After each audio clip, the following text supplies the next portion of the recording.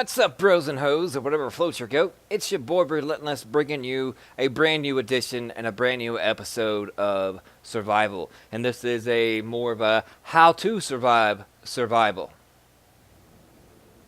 And there's a lot of points that I want to go over before I actually begin anything or, really jump into too much. But we all know you start out in a hideout, which is an instance you always start in the lower corners of the map and have to work your way towards and eastwards towards the Dark Zone. The Dark Zone has only one access point on either side. You have contracted a disease and your timer starts ticking down from 1 hour, so you need to use your time wisely. In your spawning hideout, you will almost certainly have 2 crates, a red duffel bag containing painkillers and a yellow box containing 1 green fabric. If you want to survive the cold outside, you need to gather craft cosmetic clothes with enough cold tolerance to stand a chance in the winter weather blizzard that's compounding you with this cold air. With initial fabric, you loot from your starting point at your safe house. You want to craft either a cap or a jacket because that has the most heat point. Well, it gives you the most resistance from the cold. Keep your eyes on the ground. There are crates in many locations. And some are hidden along and among prop bags and crates that will mark once you go near them. But if you're having trouble finding crates, they are either looted by another player or you're not finding them due to the fact of dehydration. So eating an energy bar or drinking soda will highlight the crates in an orange dotty shade, just as when you pulse. So always keep a good supply of both in case you are having trouble finding loot. Know your map. If you've been roaming the LZ a lot in previous matches, then you'll be king. Knowing the areas where those mission crates that drop greens and blues is essential to arm and gear yourself fast. For your initial armor, aim for stamina because your medkit supply is vastly limited and you don't get to craft the first aid kit skill until later when you reach the hideouts near the DZ. For weapons, I invest in some crafting mats in a Huntington M44 sniper rifle. This gun is fantastic. It can drop NPCs in 1 shot, strip away armor from purple NPCs in 2 shots, killing them in basically 3. But make sure your aim is on point, take your time, and you also conserve ammo with this weapon, so ammo won't necessarily be a factor. Don't be tempted to use high rate of fire guns, because there aren't many mods out there for the guns that can stabilize or help you with stability or your aim. You'll be shooting all over the place with a Police M4 or LBOAC.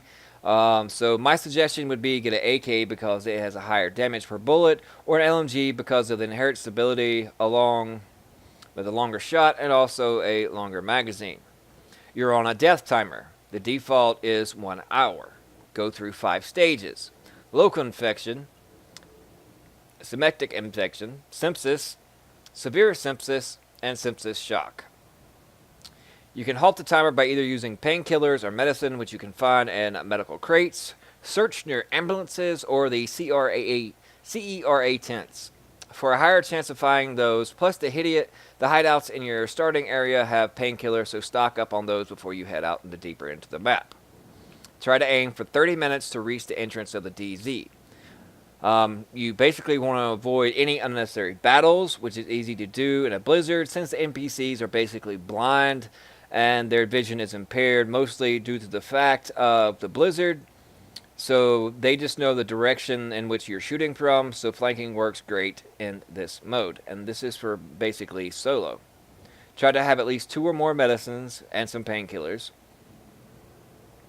You'll have as much more comfortable trek in the DZ when you know you can hold off your natural death while braving the dangers of that area. Once inside the DZ, a whole new mode of play begins. Before you find the antivirals, which will be marked on your map once you enter the DZ, you need to craft a flare gun. The first thing you need to do is hit all the Division Tech crates in the DZ. You need the yellow Division Tech for the flare gun.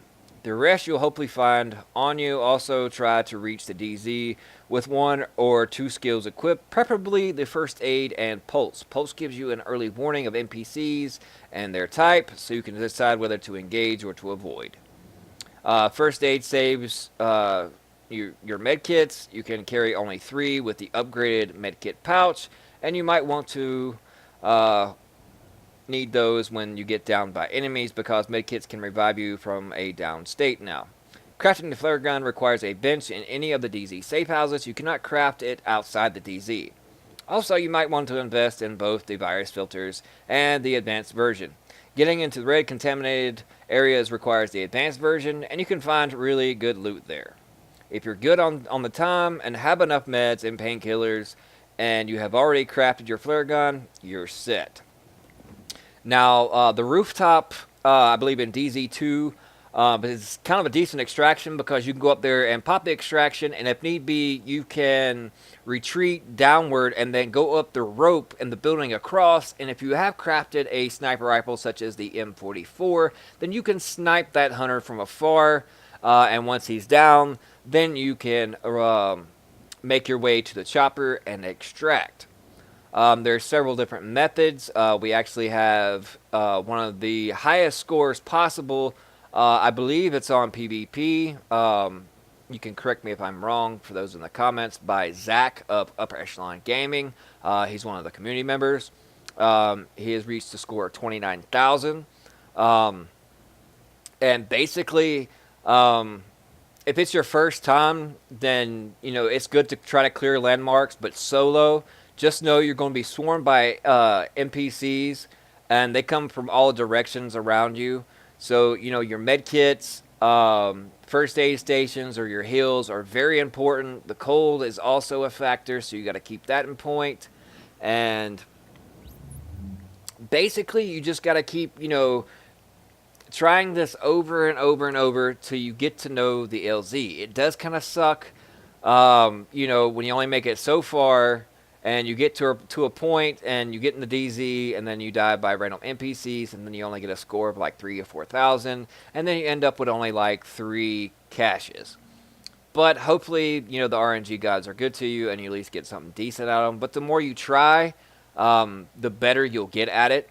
And also, possibly playing with a friend will make it less boring. And as you can note in this cutscene here, the helicopter pilot is basically drunk and have been roofied the night before. Because when you wake up in your safe house, you wake up face down, ass up, and you seem like you're really sore. So it seems like he, pushed your crap in. So, but yeah, those are some tips and tricks. I hope it helps you out and is very informative to you. Also to note, apartment buildings, subways, underground, rooftops also have goodies, so be on the lookout for them. And Merry Christmas to all. Hey, I spawned with a Christmas tree here.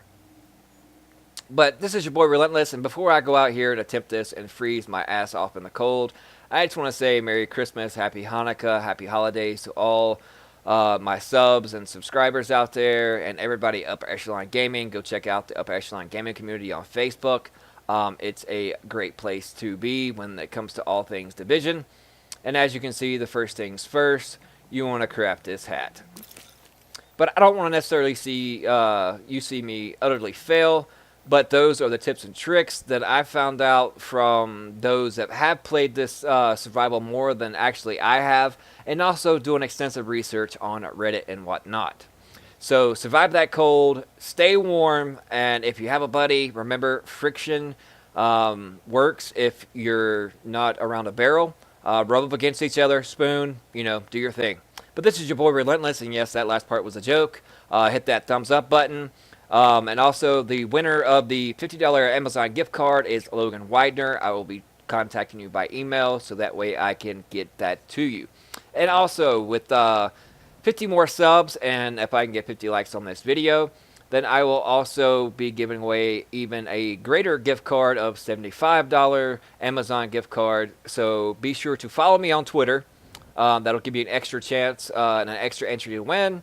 And as we're sitting here talking, my timer is ticking down and I'm slowly dying. But yeah, that'll give you extra chance to enter it. Also, leave comments in the section below. That'll be another chance and an extra chance to win it. And I appreciate you guys so much.